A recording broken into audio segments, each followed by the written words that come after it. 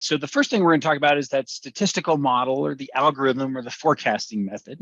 And what you see there is the red line that StockIQ generates. And it can do that across 4 different algorithms or methods. And the first one is StockIQ. There's also annual growth, rolling average, and simple exponential smoothing.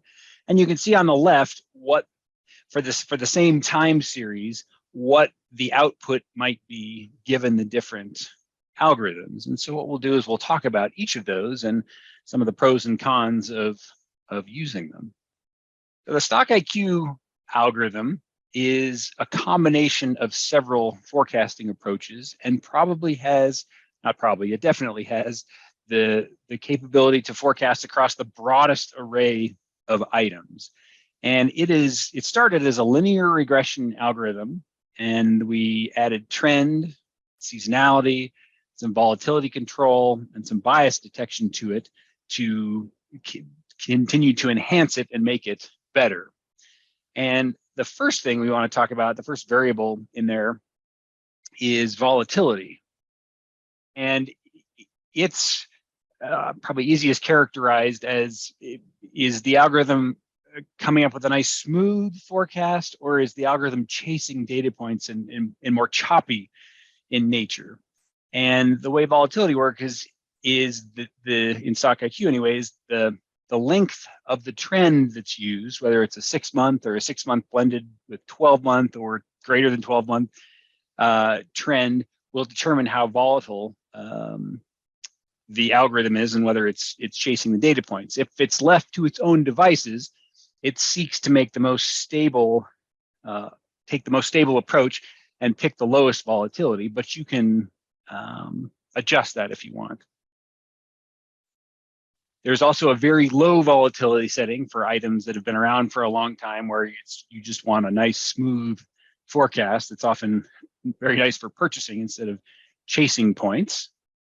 There is bias detection built in to the algorithm to keep it from continually over forecasting or continually under forecasting by more than 5%.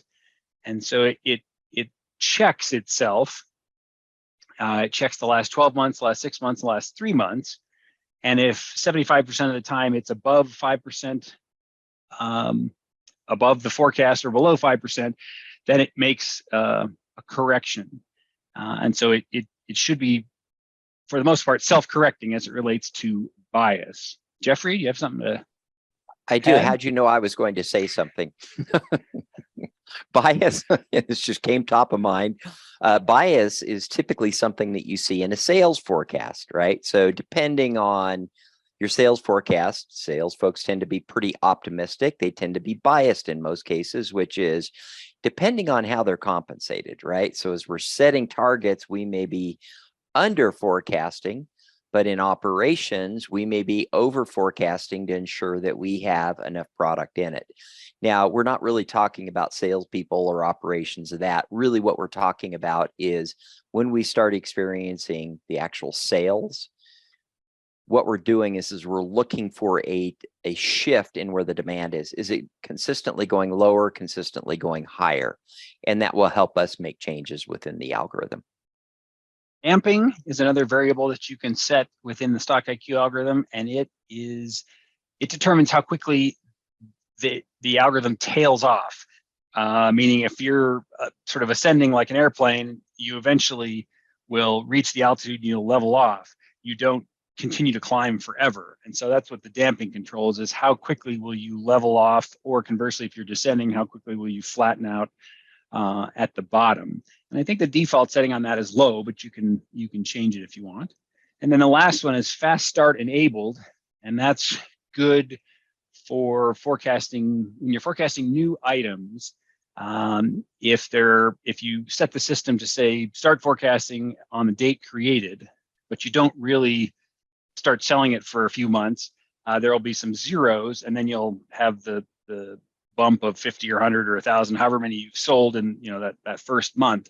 Well, if you have fast start enabled, then StockIQ will ignore the zeros that occur before that big bump, and it will start the trend with that number instead of using the first 3 zeros or a couple zeros and then trying to trend into that initial sale. And so it gets going a little bit faster as it relates to, it's quicker off the gate when you're forecasting new items.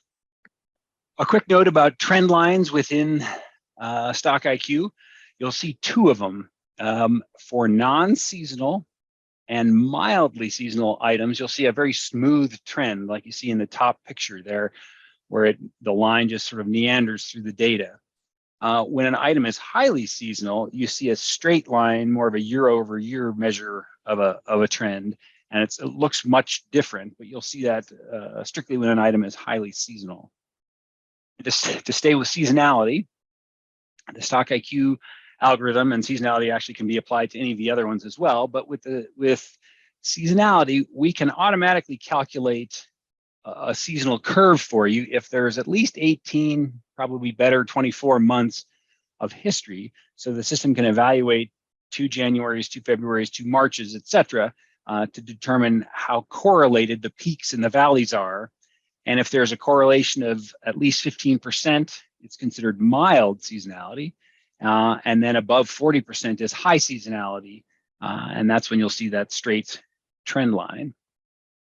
If an item is new, so it has no history, or if an item has less than that 18-month history, it's possible to find seasonality from somewhere else, like the product group or another node in the hierarchy. You can inherit seasonality into an item instead of having none, or you can actually build your own seasonal profile in the system configuration to use instead. So you're always covered if needed.